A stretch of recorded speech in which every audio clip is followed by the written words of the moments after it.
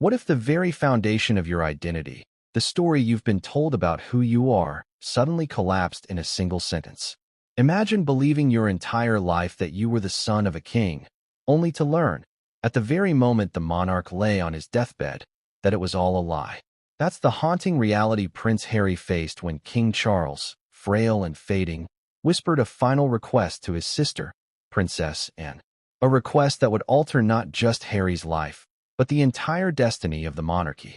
The scene is almost cinematic. Charles, gaunt and weakened, clinging to what little time he had left, and, ever the dutiful sister, leaning in close as he entrusted her with a secret that had weighed on him for decades. The silence of the palace corridors carried the gravity of that moment, as though the very walls were bracing themselves for the storm to come. And then, the words left his lips. Reveal to Harry that he was never his son. Reveal the truth. That James Hewitt, the man long whispered about in tabloids, was his biological father. Before we continue, please hit the like button, subscribe to the channel, and turn on the notification bell for updates. For Harry, the irony couldn't be sharper. A man who had spent years trying to carve out his identity apart from the royals, only to discover that perhaps he had never truly belonged at all.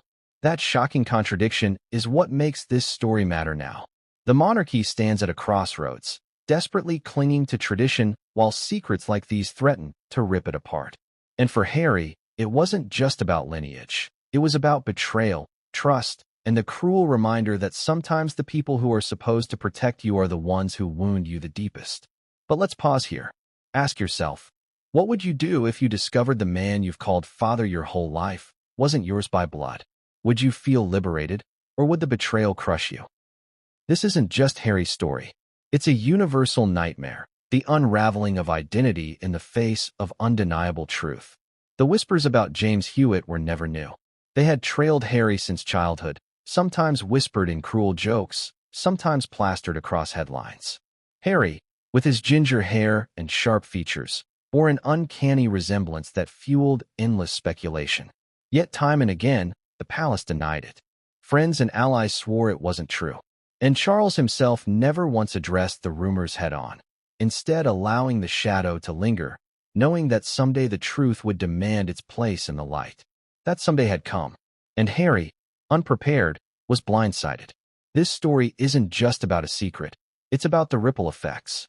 Because the monarchy, perhaps more than any other institution, is built on bloodlines.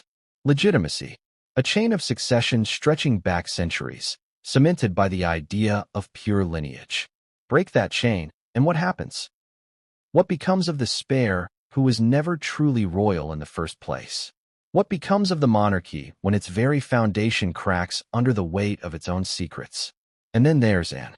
Why her? Why would Charles choose her of all people to carry this devastating truth to Harry? Perhaps because Anne, known for her blunt honesty and unwavering duty, was the only one who could deliver the message without bending under pressure. Or perhaps Charles knew that, and, despite her steely exterior, cared for Harry in ways William never could, that she could cushion the blow while still honoring his final wish. But imagine the burden. Imagine knowing you hold words that could destroy your nephew's soul. Imagine carrying them in silence until the moment came to shatter his world. That was Anne's role, her reluctant fate. Harry's collapse wasn't just physical. It was emotional, spiritual, existential. His identity wasn't stripped away, it was obliterated. The boy who had walked behind Diana's coffin. The man who had tried to honor his mother's legacy while surviving in the shadow of William. The husband who had chosen love over duty, freedom over loyalty. Suddenly, all of it felt hollow, built on a lie too devastating to bear. And here's where the story tightens its grip on us. Because Harry wasn't just hearing about a private family betrayal. He was hearing a truth that had the power to change history. A truth that would reignite rumors, fuel conspiracy theories, and destabilize the already fragile perception of the monarchy. A truth that could turn public sympathy into outrage and solidarity into division. The timing was brutal.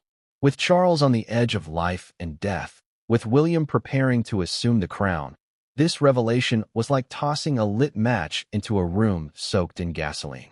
The world may have seen Harry as the rebel, the runaway prince. But in this moment, he became something else entirely. An outsider, even to his own blood.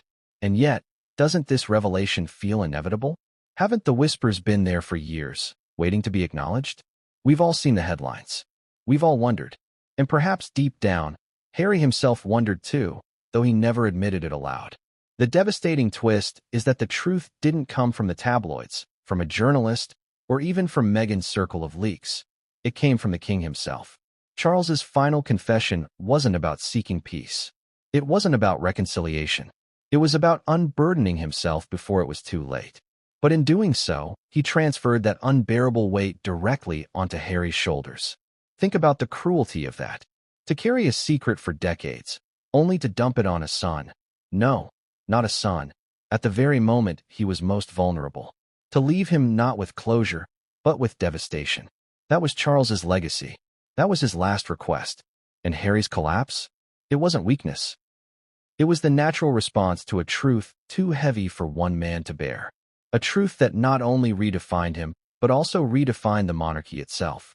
But what happens next? Does Harry rise from the ashes of this revelation? Or does it consume him entirely? Does he confront William, Camilla, the institution that has defined and confined him his entire life? Or does he retreat, broken beyond repair, a man forever haunted by the question of who he really is? Because here's the chilling truth. The story doesn't end with Charles's words. It begins there. And what came next would change everything, and no one saw it coming. What if the king's last words weren't about forgiveness, or love, or unity, but about detonating a secret so dangerous it could unravel the monarchy? That's exactly what happened. In that dimly lit chamber, where the weight of history seemed to hang in the air, King Charles summoned his sister, Princess, and leaned close, her eyes fixed on her brother's pale face, his breathing shallow but determined. And then he said it, the request that would rip the world apart. The room was still, too still. Not even the ticking of the old palace clock seemed to intrude. Nurses stood discreetly in the background, their faces unreadable, as if they too knew that something monumental was about to be spoken. Charles's lips trembled, but his voice carried the authority of a monarch who had worn the crown for too short a time. And, he whispered, you must tell him. You must tell Harry the truth. He was never my son. Imagine the gravity of those words. Not whispered gossip from tabloids. Not speculation thrown around by critics. But the king himself, on his deathbed, making his sister the vessel of truth. Do you feel the chill? Because in that moment, and did, the blood seemed to drain from her face, though she forced herself to remain composed. She was Anne. The stoic, the reliable, the one the family leaned on when others faltered. But even for her, this was almost too much to bear. What strikes you first is the sheer cruelty of timing. Charles had carried this secret for decades. Why now? Why here? Why leave and to shoulder the responsibility of detonating the bomb? Was it guilt? Was it the desperation of a dying man seeking absolution? Or was it something darker, an act of cowardice disguised as duty? Anne's mind flashed through memories in a blur. Harry as a child, clinging to Diana's hand. Harry as a teenager, wild and restless. Harry as a grown man, broken yet defiant, fleeing the royal cage with Meghan at his side. He had always been different. Reckless, yes. Sensitive, absolutely. But never once had she doubted his place in the family. Or had she simply chosen not to. And then there was the irony. The world had whispered about James Hewitt for years. The resemblance, the timing, the undeniable fuel for gossip. Charles had ignored it. The palace had denied it. And Anne? She had defended Harry against the cruel jabs, against the endless speculation. And now this. Confirmation from the very man who had sworn to protect the monarchy at all costs. Picture Harry in this moment, oblivious to the storm about to crash down on him. Somewhere in the palace, or perhaps half a world away, unaware that his life was about to be rewritten in ink so dark it could never be erased. He was still a prince in his own eyes. Still Charles's son. Still Diana's boy. But not for long. The tension in that room grew unbearable. Charles gripped Anne's hand, his eyes glassy but sharp with urgency. Promise me, he demanded. His voice cracked, but the command was clear. Promise me you'll tell him. What would you have done? Could you promise something that would destroy your nephew's soul? Could you look into a dying man's eyes and refuse? And didn't refuse.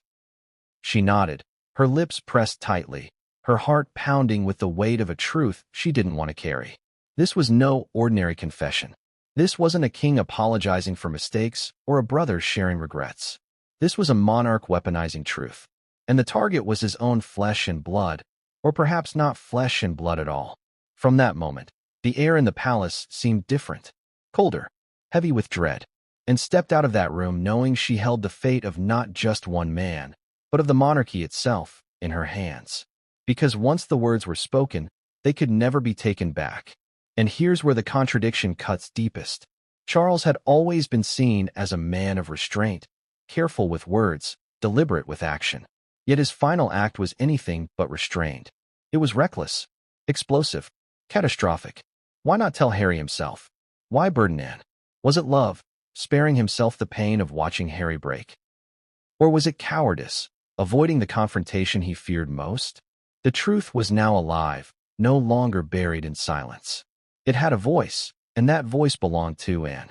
But as she left the room, one question consumed her. How would Harry react when the secret finally reached him? Would he rage against it, collapse beneath it, or turn it into the weapon that could bring down the monarchy once and for all? Because Anne knew this much, the revelation wasn't the end. It was only the beginning. And what Harry did with that truth would change everything. What does it mean to be the messenger of a truth that could shatter a life? That was the impossible role handed to Princess Anne, the stoic daughter of Queen Elizabeth, the one who rarely flinched, rarely complained, and rarely showed weakness, suddenly carrying the burden of a revelation so explosive that it could devastate her nephew forever, and had always been the steady one, the one who didn't crave the spotlight. While Charles was groomed for the throne, while Andrew courted scandal, and while Edward faded into the background and carried herself with discipline and grit, she was respected for her bluntness, her no-nonsense style, her refusal to play the media's game. And yet, it was precisely because of this reputation that Charles entrusted her with his final request. But let's ask the hard question. Was it fair? Was it fair to make her the bearer of a truth that Charles himself had concealed for decades? Isn't it the duty of a father, whether biological or not, to face his child with honesty, no matter how painful? Why should Anne, who had played no part in Diana's choices or Charles's silence, be the one to deliver the devastating blow? As Anne walked away from that chamber, her thoughts were a storm. She had defended Harry countless times when cruel whispers swirled about James Hewitt. She had scolded family members who joked behind closed doors. She had felt protective of him in ways she never admitted aloud. Because Harry, in his rawness and vulnerability, reminded her of Diana, the sister-in-law whose spirit she had quietly admired. To betray Harry now with the truth felt like stabbing him in the heart herself. And yet, what choice did she have? She had promised Charles. His hand had gripped hers with the force of a man desperate for absolution. To break that promise was unthinkable. To keep it was unbearable. Think about that position. Would you keep the secret to spare your nephew the pain, or honor the final wish of your dying brother? Which choice is the betrayal? Which path is more cruel? And had never been sentimental. She was pragmatic, almost cold at times. But that night, lying awake in her private chambers, she wrestled with a rare and crushing weight. For once, the no-nonsense princess felt cornered. If she told Harry, she would break him. If she stayed silent, she would dishonor Charles's last request and live with the guilt forever. And make no mistake, Anne knew the stakes extended beyond family drama. This wasn't just about Harry's feelings. This was about the monarchy itself. The moment the truth came out, questions of legitimacy, succession, and scandal would explode. William's reign could be overshadowed by doubts. Harry's reputation could be further damaged. And Charles's legacy? Reduced to a man who carried a lie to his grave. But here's the twist. Anne wasn't just loyal to her brother. She was loyal to the crown. Her entire life had been service, sacrifice, and silence for the sake of the monarchy. And in her mind, the monarchy always came first. Always. That's what made her the reluctant messenger. Because even if she despised the truth, even if she wanted to shield Harry, she knew that silence could be even more dangerous. She rehearsed it in her head. The words, the tone, the timing. How do you tell a man that the identity he's carried his whole life is false? Do you sit him down gently, or do you deliver it bluntly, as she so often did with others? Every scenario played out in her mind. and every one ended with the same image: Harry broken, collapsed, undone. It would be easy to say, and was heartless. But she wasn't. She was human, and this task terrified her. She had carried burdens before: the scandals of Andrew, the crises of Charles, the controversies of Diana. But this was different. This wasn't about cleaning up messes. This was about detonating a bomb. And the cruelest part? And knew Harry would blame her. Not Charles. Not Diana. Not Hewitt. Her. Because she would be the one to say it out loud. She would be the one whose voice delivered the words that could never be unheard. The irony is sharp, isn't it?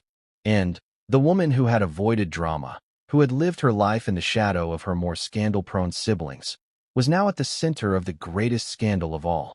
Not by choice, not by action, but by duty. So she prepared herself, steeled her heart. She told herself she was strong enough, even as doubt gnawed at her, because she knew the moment was coming. The moment when she would look Harry in the eye and speak the words his father never dared. But what she didn't know, what she couldn't know, was how Harry would react.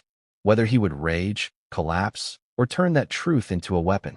And that uncertainty, that was the most terrifying part of all. Because when the messenger finally speaks, the world doesn't just change for the one who hears.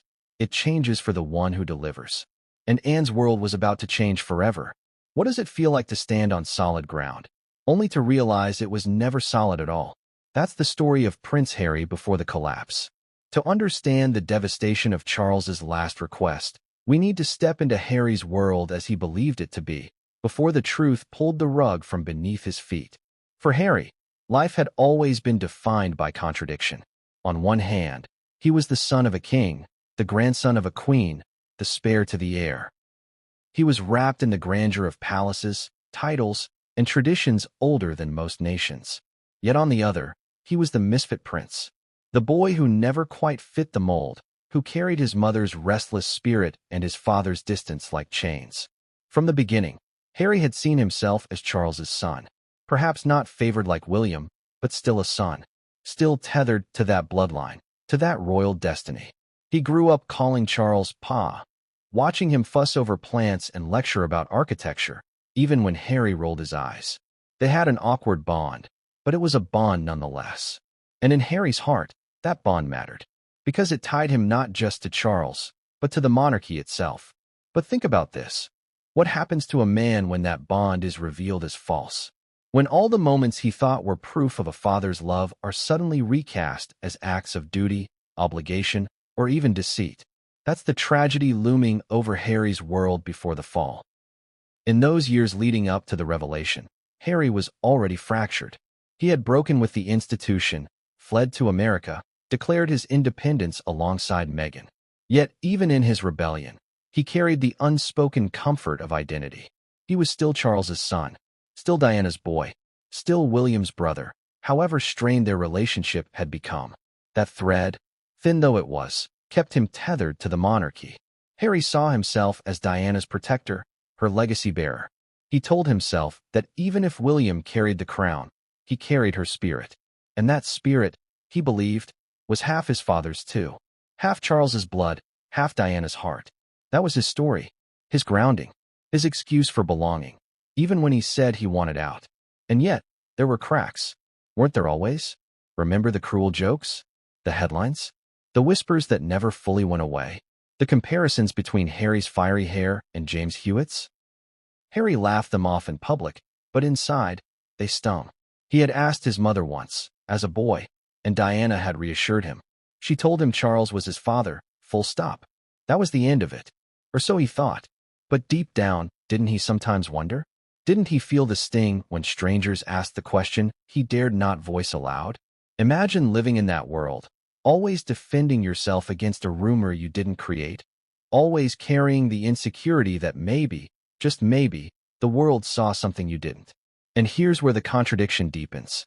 For Harry, the monarchy was both prison and sanctuary. He hated the scrutiny, the press, the rigid expectations. But he loved the identity, the certainty of who he was, the knowledge that he belonged to something ancient, something powerful. That certainty gave him purpose, even when he claimed he wanted freedom. Without it, who was he? Just another man? Just another celebrity? Just another husband, Father, exile? This is why the timing of Charles's confession cut so deeply. Because Harry had spent years redefining himself, but always within the framework of being Charles's son. He had built his rebellion on the foundation of that identity. Strip away the foundation, and the rebellion becomes meaningless. It collapses into nothing. Harry's world before the fall was fragile, though he didn't see it. He thought he had distance from the monarchy, but in truth, he was still bound to it. Still searching for Charles's approval. Still hoping for William's brotherhood. Still clinging to Diana's memory as proof that he belonged. Now imagine the shock when that world, fragile but still intact, was smashed apart in seconds by a secret whispered into Anne's ear. All the laughter, all the tears, all the conflicts and reconciliations suddenly reframed. All those years of struggling under the label of despair suddenly revealed to be a cruel irony. Because maybe he was never even part of the royal bloodline to begin with. And so, when the truth came, Harry didn't just lose a father. He lost himself. But before that collapse, he lived in ignorance. He walked in the illusion of identity. And it was in that illusion that he built his life, his choices, his very sense of purpose. The cruelest part of this story is that Harry's world before the fall was already haunted by the whispers. And yet, the moment Charles confirmed them, everything shifted from speculation to certainty, from rumor to reality, from survivable to devastating. That was the world Harry thought he knew. A world that seemed fragile, but at least gave him something to hold on to. And in one shattering moment, that world was about to end. Because the name James Hewitt was coming back with a vengeance. And this time, it wasn't gossip. It was the truth. What's in a name? Sometimes, everything. For Prince Harry, the name James Hewitt was more than just a footnote in his mother's past. It was a ghost that followed him from the playground to the palace gates, from tabloids to talk shows, from whispered gossip to brutal headlines. And now, that name was no longer a rumor. It was the truth crashing down on him like a hammer. The whispers had always been there. From the moment Harry's fiery red hair appeared in childhood photos, comparisons began. Too ginger, too sharp-featured, too unlike Charles. People pointed at Hewitt's face, his military background, his affair with Diana, and they drew lines Harry desperately tried to erase. Do you remember the cruel jokes from the press? The love child of Hewitt, they would say. The snide asides in television monologues, the endless speculation on late-night radio, the tabloid covers with side-by-side photos of Harry and Hewitt, as if genetics could be settled like a puzzle in a magazine spread. Harry grew up with those headlines. He lived under their shadow. He laughed them off, of course. What choice did he have? He joked about his hair, deflected with charm, insisted, like the palace did, that Hewitt didn't even meet Diana until after Harry was born. But the denial never fully silenced the whispers. They lingered like smoke after a fire. Invisible sometimes, choking at others. And now, after Charles's final confession, the whispers had become deafening screams in Harry's mind. Hewitt wasn't just a rumor anymore. He was a father figure Harry never asked for, a truth Harry never wanted, a name that now defined him more than Windsor, or Mountbatten, or even Spare. Think about that for a second. Imagine your identity hanging on a name you've spent your whole life trying to outrun. How would you feel? Relief? Anger? Betrayal? Maybe all of it. All at once, twisting inside until you couldn't breathe. For Harry, Hewitt was a wound. But it wasn't just about resemblance. It was about timing, about betrayal, about Diana's secret life. Hewitt wasn't just her lover. He was proof that Diana had lived a life apart from Charles, a life that included passion, defiance, and rebellion. For the world, it was salacious gossip. For Harry, it was personal. And here lies the contradiction. Diana had always reassured Harry that Charles was his father. She told him so directly, firmly, lovingly. Why? Was she protecting him? Protecting the monarchy? Or protecting herself from the consequences of truth? Diana was the one person Harry trusted absolutely. So how could he reconcile her words with Charles's final confession? One of them had lied. Which one? The press loved the Hewitt rumors because they were scandalous. But what no one talks about is how they shaped Harry's psyche. He was mocked in boarding school. He heard whispers in the army. He saw the memes online. And every time, he told himself it wasn't true. He clung to that denial like a lifeline. Because once you admit the possibility, you can never go back. And now, there was no going back. Anne's burden was to deliver not just the fact, but the name. To look Harry in the eye and say, "It's James Hewitt. He is your biological father." Can you imagine the silence after those words? The crash of reality breaking every story Harry had ever told himself about who he was? The cruel irony is that Harry looked more like Hewitt than Charles. Everyone knew it. Everyone had seen it. The world had pointed it out for decades. And yet, Harry had fought to believe otherwise. That denial was his shield. And Anne, with a few words, was ordered to shatter it. But there's another layer here. Hewitt himself had spoken out over the years. He had given interviews. He had denied paternity. He had claimed that Diana's affair with him began after Harry's birth. That was his line, repeated again and again. But what if those denials were lies, part of an agreement to shield Harry? What if Hewitt, too, had carried the secret to his grave? The tragedy for Harry is that the truth didn't come from Hewitt, or Diana, or even Charles directly. It came from a dying king using his sister as a mouthpiece. That made it not just painful, but humiliating. To Harry, it felt like betrayal wrapped in cowardice. And now, the question burned hotter than ever. Why? Why reveal it now? Why, after decades of silence, after watching Harry grow into a man under a false identity, did Charles choose this moment to speak? Was it guilt that ate at him in the final hours? Or was it the monarchy's obsession with controlling the narrative, even at the cost of destroying Harry? The name James Hewitt was no longer gossip. It was a weapon, a ticking bomb in Harry's heart, a reminder that his world was built on deception, that his lineage was not royal, that the very blood in his veins had been denied, mocked, and finally exposed. And yet, here's the most devastating twist. For Harry, the name didn't just strip him of identity. It stripped him of Diana, too. Because if Diana lied, even with good intentions, then Harry lost the one person he thought had always been on his side. He lost the purity of her memory. He lost the mother he thought had shielded him from the cruelty of truth. That's why the name James Hewitt mattered. Because it wasn't just about genetics. It was about trust, about love, about betrayal from every corner of Harry's life. And now, with the truth out, Harry's next step was inevitable. He had to confront it. He had to confront Charles's memory, William, and perhaps even Hewitt's legacy itself. But what happened when Anne finally delivered the words to Harry face to face? That moment, raw, brutal, unforgettable, was about to arrive. And what came out of Anne's mouth would break Harry in ways he never thought possible. How do you break a man with a single sentence?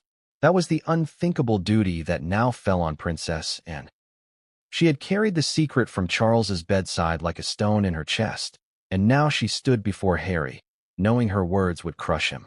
The air was heavy. No royal ceremony, no grandeur, no carefully staged backdrop. Just a room where aunt and nephew faced each other, stripped of titles, stripped of shields. Harry's eyes searched hers, already suspicious. He had felt something shift after Charles's final hours, some strange heaviness in Anne's gaze.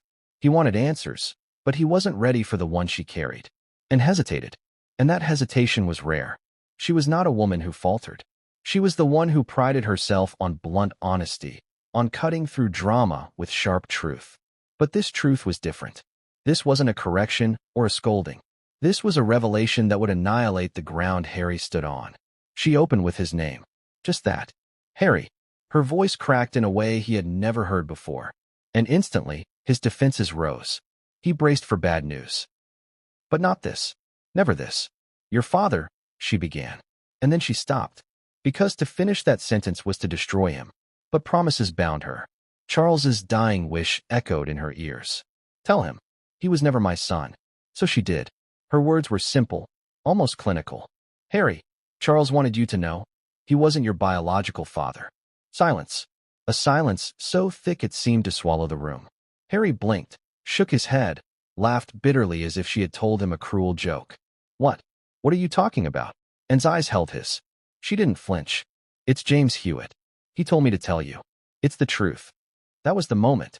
The exact second when Harry's world shattered. His knees buckled as if the weight of the revelation struck him physically. He staggered, gripped the edge of the chair, his chest heaving. All the years of whispers, all the jokes, all the tabloid mockery, suddenly they weren't lies. They weren't slander. They were prophecy fulfilled. Can you imagine that collapse? A lifetime of defending himself, of insisting he was Charles's son, turned to ash in an instant. A lifetime of believing Diana's assurances, gone. Harry's mind raced. Images blurred together. Charles adjusting his tie before public appearances, Charles walking him through gardens, Charles standing awkwardly at Diana's side. Were those fatherly moments? Or performances? Were they love or obligation? Every memory turned poisonous, infected by the question of truth. And Diana, oh Diana, the woman who had told him Charles was his father, the woman he had trusted above all. Had she lied to protect him? Or had she lied to protect herself? Either way, her memory was now tangled in betrayal. Harry's voice finally broke through the silence, hoarse and shaking. No, no, you're lying. But, and didn't waver. She had no script, no way to soften the blow. She only repeated the message, each word a knife. Charles said you needed to know, and he made me promise. Harry's anger surged. His fists clenched, his eyes wild. He shouted, cursed, demanded proof. But what proof couldn't give? She only had her brother's words, spoken with the weight of finality. Proof wasn't the point. The point was the confession. And so Harry collapsed, not just to the floor, but into himself, into despair, into betrayal, into the realization that everything he thought he knew about his life was false. That's the cruelty of truth, isn't it? It doesn't just change your present. It rewrites your past. It forces you to look back at every moment, every conversation, every glance, and wonder what it really meant. And, watching her nephew unravel, felt the sting of guilt. But she didn't cry. She didn't comfort him. She couldn't. Because in that moment, she wasn't just his aunt. She was the messenger. And the messenger doesn't get to weep. The messenger only delivers. But Harry's questions weren't done. If Charles wasn't his father, then what did that make him? What did that make William? What did that make his children, Archie and Lilibet, in the eyes of the monarchy? And more chilling still, what would the world say if this truth ever left the room? That was the terror that gripped, and even as Harry broke before her. Because she knew the monarchy wasn't ready for this truth. And perhaps, neither was the world. But the truth was out now. And nothing could put it back. What Harry did next, no one could have predicted. What happens to a man when the story of his life collapses in front of him? When the face in the mirror suddenly belongs to someone else? That was the nightmare Prince Harry found himself in after Anne's devastating revelation. The words rang in his ears, replaying over and over. Charles was not his father. James Hewitt was. Harry stumbled away from Anne, his breathing ragged, his vision blurred. Every step felt like walking on glass. His body trembled, not from weakness, but from the sheer shock tearing through him. Identity is the foundation of every human being.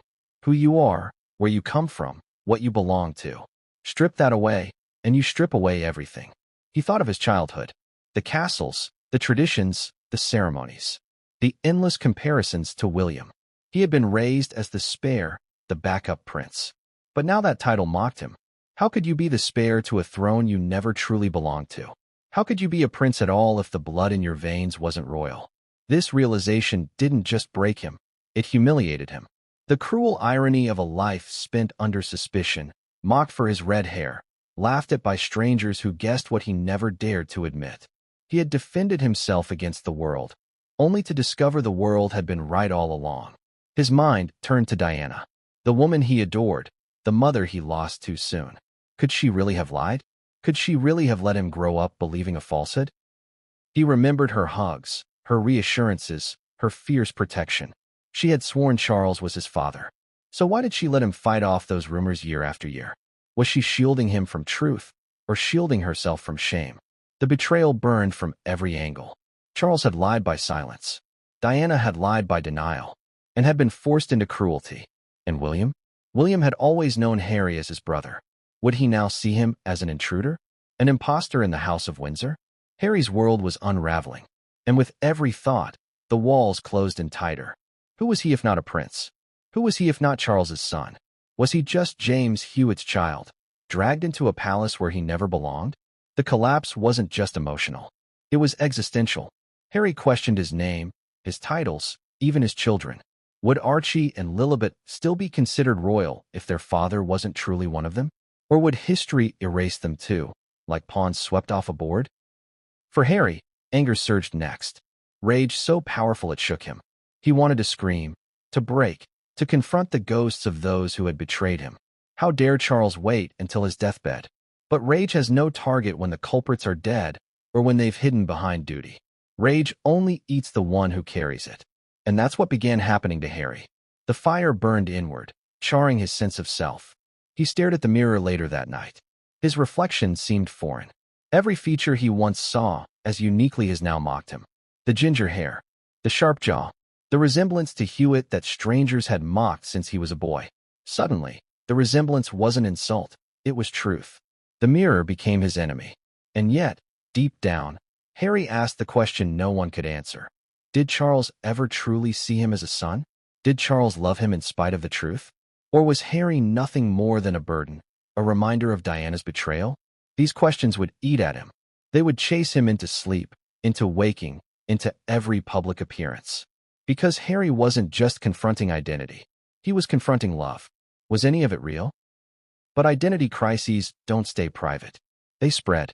They infect relationships, choices, futures. Harry's next steps would define not just his life, but the monarchy's survival. Because when a prince learns he was never truly royal, the ripple is not small. It shakes the throne itself. What happens when a family built on image and tradition is forced to face a truth it cannot control? That was the storm about to rip through the House of Windsor after and delivered the revelation to Harry. The monarchy had weathered scandals before, affairs, divorces, even abdications, but nothing like this. This was different. This wasn't rumor or speculation. This was the king's last words turned into a weapon, detonating in the heart of the family. William was the first to react. Word reached him quickly, not because and rushed to tell him, but because the tremors of Harry's collapse could not be contained. William had always been the heir, the steady one, the man preparing for the crown since birth.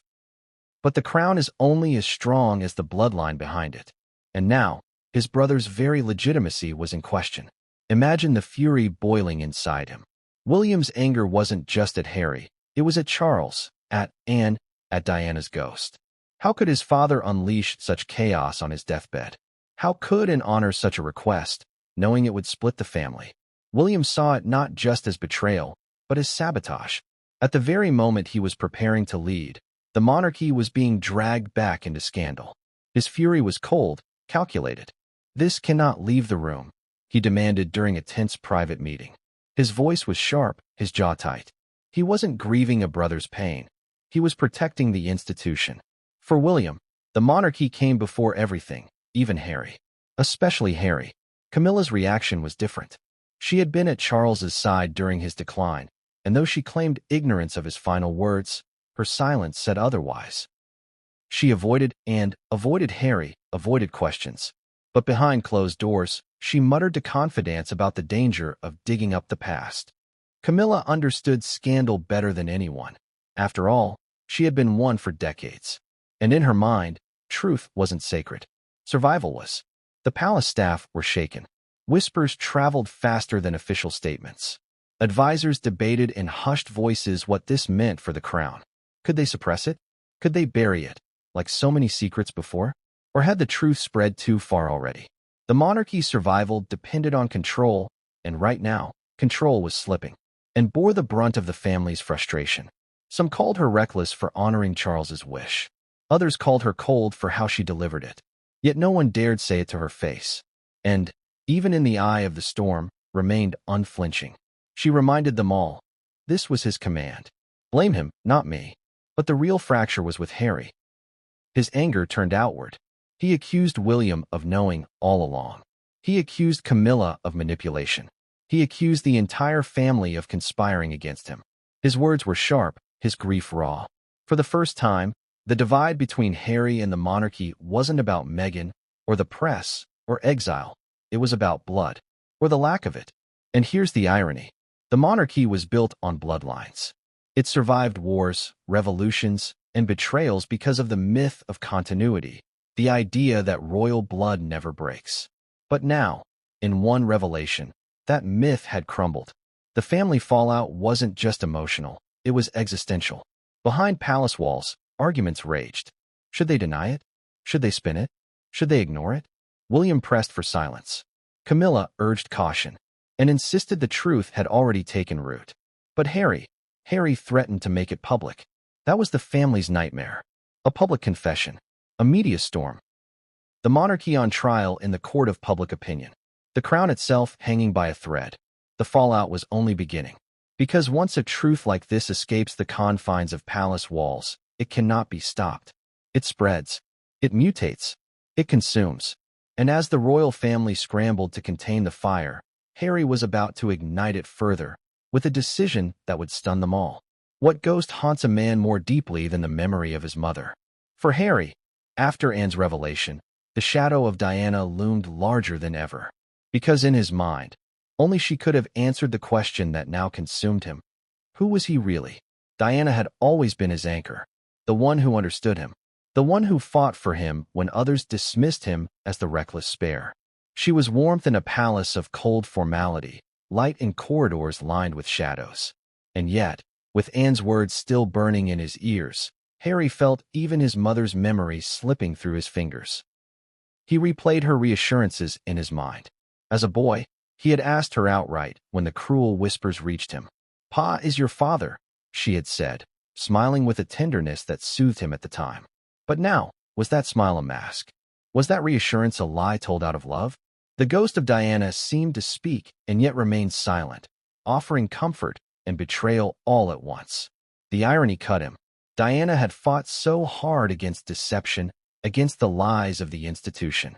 Yet if Charles's words were true, she had been part of the biggest lie of all, a lie about Harry's very existence. And then came the letters. Rumors swirled that Diana had left private notes, writings hidden away, some already leaked to biographers, others kept locked in family vaults.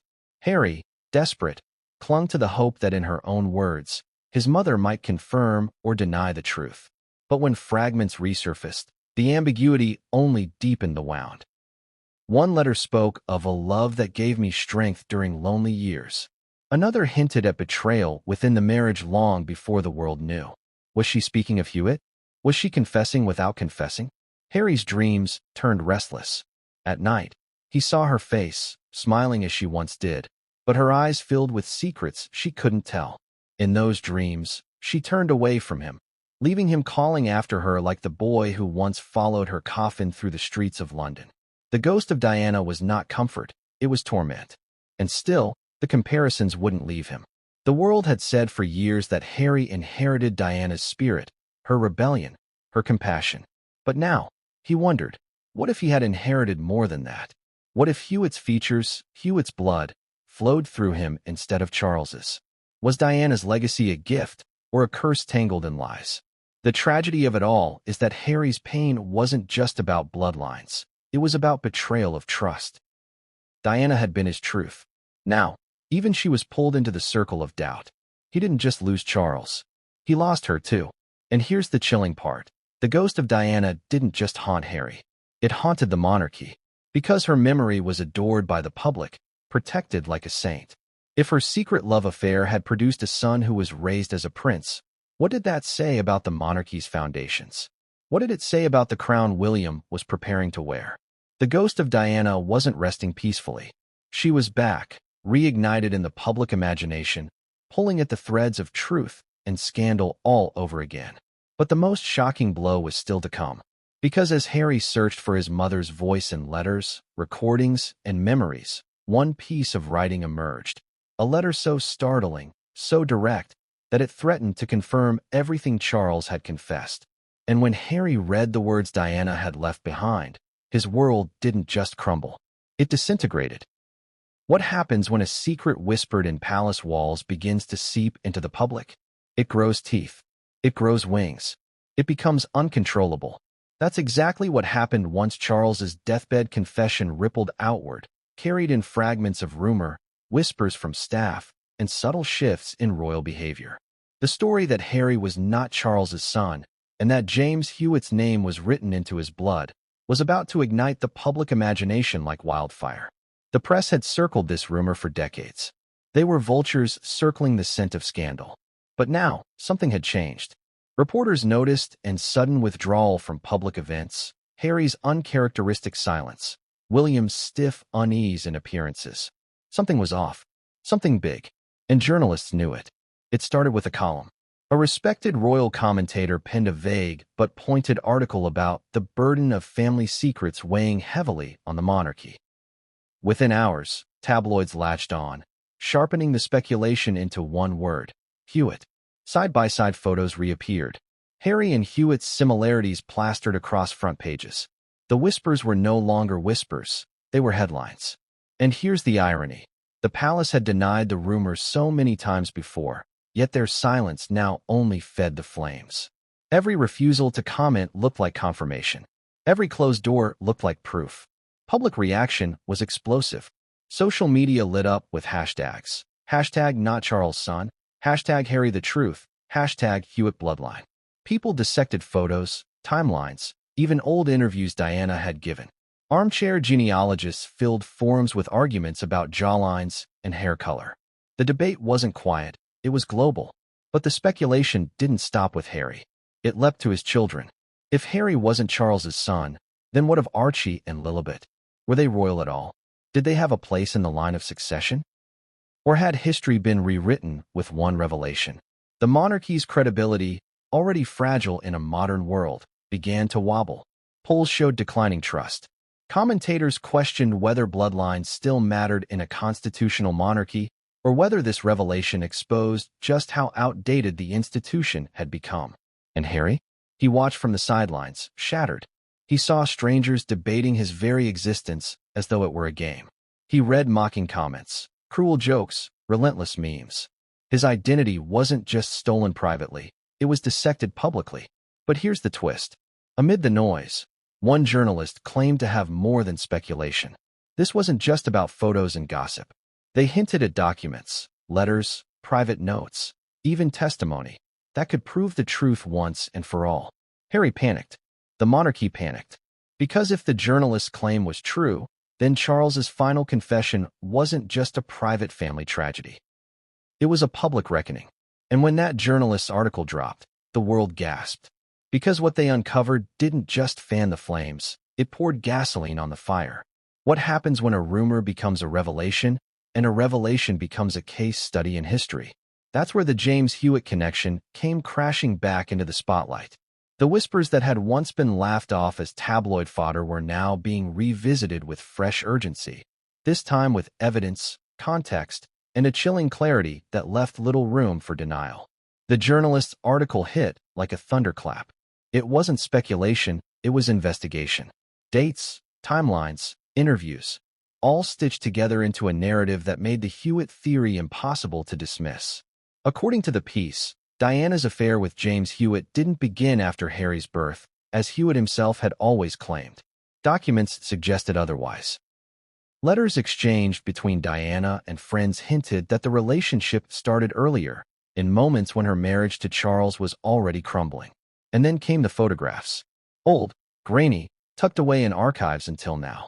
Hewitt and Diana together during Harry's earliest years, smiling in ways that spoke louder than words.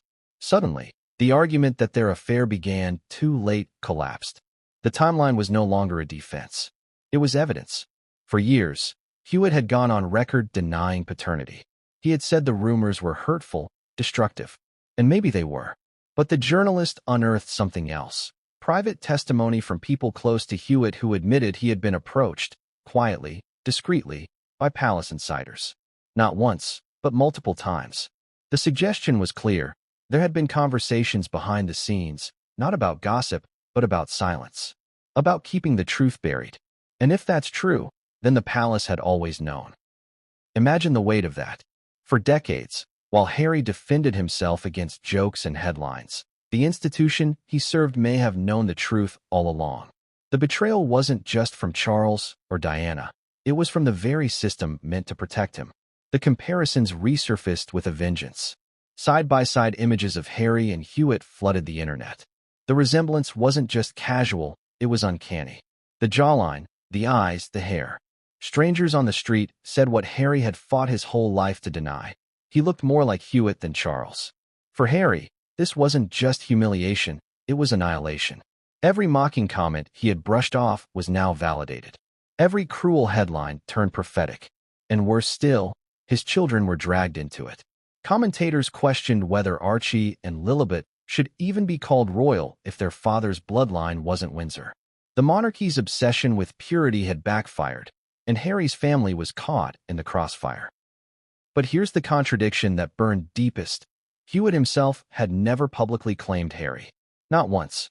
Even when the press dangled opportunities, even when he could have cashed in on the scandal, Hewitt stayed firm in his denial. Why? Was it loyalty to Diana? Fear of the monarchy? Or guilt for being the secret no one dared acknowledge? The journalist's investigation suggested one more shocking detail. Hewitt had once been approached to undergo a paternity test in secret. He refused. Not because he doubted, but because he knew the consequences. A test would have destroyed the monarchy decades earlier. His silence, then, wasn't innocence, it was preservation. The re-examination of the Hewitt connection wasn't just history repeating, it was history rewritten. What had once been dismissed as tabloid gossip now read like buried truth. And for Harry, the weight of that history was unbearable. Because if Hewitt had always been there in the background, silently carrying the truth, then Harry's entire life had been a performance. A charade played out for the cameras, the Commonwealth, and the world. And here's the chilling question. If Hewitt was his father, then who was Harry really? A prince without a kingdom? A soldier without a cause? A man without a family? That was the abyss staring back at him. But the story didn't end there. Because while Harry grappled with his identity, another storm brewed. A storm inside his marriage. Meghan's reaction to the revelation wasn't what anyone expected. And when Harry turned to her for comfort, what he got instead left him questioning even more than his bloodline. Harry had always believed that Meghan would be his anchor. The one person who could steady him when the palace, the press, and the world itself seemed determined to shake him to his core. But as the Hewitt revelations began to spread, Meghan's response cut deeper than any headline, any rumor, or any whispered insult ever could. At first, she tried to be supportive.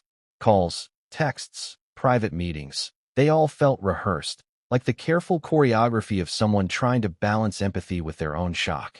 But the cracks appeared quickly. In private conversations, she expressed frustration, disbelief, and a certain coldness that Harry hadn't expected. "You're holding on to something that doesn't matter," she reportedly said, her voice sharp, almost clipped. "You can't rewrite history. You can't change what people see." That line haunted Harry. He had always imagined that love could shield him from the world's cruelties, that Meghan's presence could create a bubble in which he could grieve, rage, and process in peace. Instead, it felt as if the revelation was a wedge between them. Meghan's eyes, once filled with warmth and understanding, now flickered with irritation and impatience. She was distant, almost calculating, leaving Harry to navigate a storm he had always imagined they would face together. The tension grew. Publicly, Meghan maintained composure, delivering statements that were carefully worded, designed to calm the media frenzy. Privately, however, she questioned Harry's judgment, his obsession with his bloodline, and even the wisdom of confronting the truth at all. She suggested ignoring the claims, focusing instead on their life abroad, their ventures, their children. But Harry couldn't ignore it. Every whispered comment, every pointed photograph, every smirk of recognition in the public eye reminded him that his identity, the very foundation of his life, was crumbling. Friends of the couple reported heated arguments, the kind that start in whispers in corridors and escalate into shouted declarations in otherwise quiet rooms.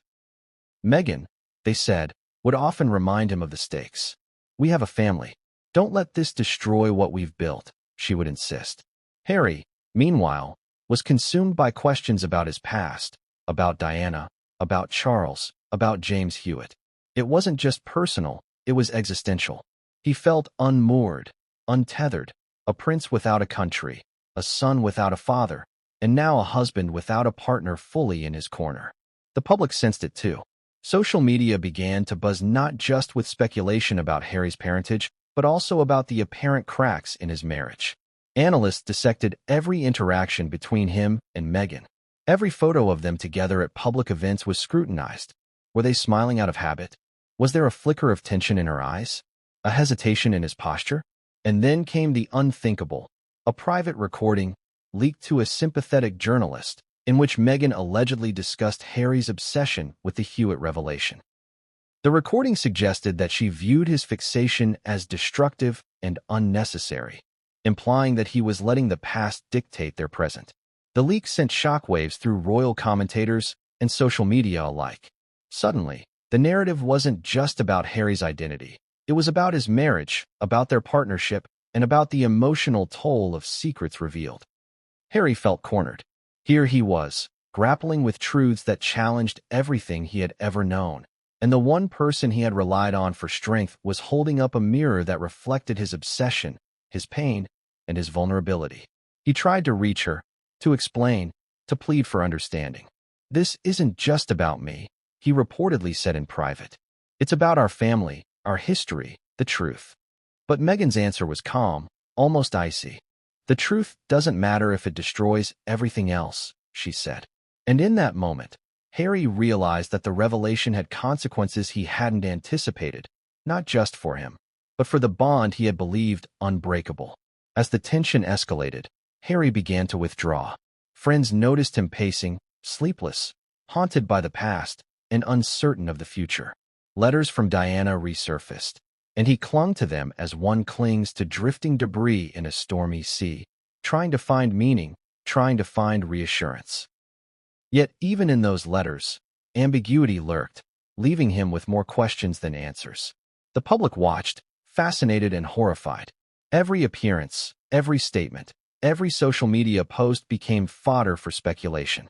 Commentators debated whether Harry would divorce Meghan, whether they would retreat entirely from the public eye, or whether their marriage could withstand the revelations about his parentage. And amidst all this, Harry made a decision that shocked everyone closest to him. A decision born from pain, confusion, and a sense of betrayal that cut through the very core of his being. He would confront the past, not with words to the public, but in action, a step that would change the course of his life forever. Because what came next wasn't just a personal choice. It was a public spectacle waiting to unfold. The air in the palace was heavy with tension, the kind of suffocating weight that presses down on your chest and makes every breath feel borrowed. Harry had made his decision. No more whispers, no more half-truths. He would confront Charles directly, face to face. In the gilded halls where history had been written, battles had been fought, and secrets buried, Harry prepared for a reckoning that could not be avoided. He arrived at Clarence's house under the guise of a casual visit, but nothing about this meeting would be casual. His steps were measured, yet the tremor in his hands betrayed him. The staff noticed. The aides noticed. Even Charles, perched in his study surrounded by portraits of kings and queens long dead, sensed the storm that had entered the room before Harry had spoken a single word. Charles looked up, polite but wary. "Harry," he said, his tone formal yet tinged with curiosity, "what brings you here today?" Harry's eyes didn't waver. There was no room for small talk, no space for pleasantries. He had waited too long, endured too much. "I know the truth," he said, voice low but firm. "I know what you told Anne." Charles's expression flickered. Not fear, exactly, but recognition. A faint tightening of the jaw, a micro-expression that spoke volumes. "The truth?" he asked carefully. "Yes," Harry replied, stepping closer. "That I am not your son. That James Hewitt is my father. That for decades, I have been living a lie while you and the palace kept it from me." For a moment, silence. A thick, suffocating silence, broken only by the ticking of an antique clock somewhere in the room. Charles's fingers drummed lightly on the desk, a rhythm that might have been deliberate, or nervous, or both. Harry," Charles began, his voice unsteady, faltering. "It was never meant to reach you this way. And she was tasked with discretion. He trailed off, realizing that words were failing him. That the walls of the palace had heard too many secrets, and some could not be contained by phrases or polite explanations. Harry's eyes narrowed. "Discretion? You call decades of silence discretion? You let the world speculate. Let me fight rumors. Let me endure humiliation while you sat behind closed doors." His voice rose, sharp, unyielding. "Do you know what it feels like to see your life, your identity, questioned at every turn? To have people look at you and whisper, 'That boy isn't a Windsor. That boy isn't the king's son.' Charles swallowed, his composure cracking. The weight of his own decisions, the concealment, the lies, the careful orchestration of a family narrative pressed down on him. He had hoped the truth would remain hidden, or perhaps that Harry would never discover it in this way. But here it was, in full, unavoidable confrontation. "I didn't want this for you," Charles said finally, voice low. "I never wanted you to find out like this. But some things are beyond control. And she is to tell you because it is the last wish I make. That you know, finally, the full story." Harry staggered slightly, the room spinning. It wasn't just the revelation. It was the cold weight of his father's instructions, the cruel logic that, and was to be the bearer of truth. For years, Harry had imagined confronting his father under different circumstances, perhaps privately, perhaps gently, perhaps with the chance for reconciliation.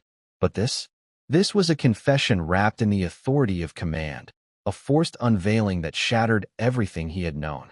"You didn't tell me yourself," Harry whispered, more to himself than to Charles. "You let her do it. You let and decide how I would learn the most devastating truth of my life." Charles shifted in his seat, a look of pained realization crossing his features. It was meant to protect you. Protect the family. Protect the monarchy. Some truths cannot be told lightly, Harry. And some truths are not yours to act upon lightly either. But Harry wasn't listening to explanations anymore. Every word was a dagger, every justification a reminder of years stolen, of identity denied. He turned sharply, pacing the room, his mind racing. Could he forgive this? Could he ever reconcile a father who had, knowingly or not, allowed his entire existence to be framed as a lie? And then came the question that had been burning in him for years, now finally forced to the surface. So what now? What am I supposed to do with this? What am I supposed to be? Charles didn't answer immediately. The silence was almost cruel. Then, finally, he spoke, a whisper that carried more weight than any decree. "You decide, Harry. You have always decided. But know this, some decisions will change everything. And some will leave scars that cannot be unseen." Harry felt the walls close in. He felt the past, the present, and the future collide in a single, unbearable moment. Every memory of his childhood, every carefully curated public appearance, every struggle with identity, it all led to this confrontation.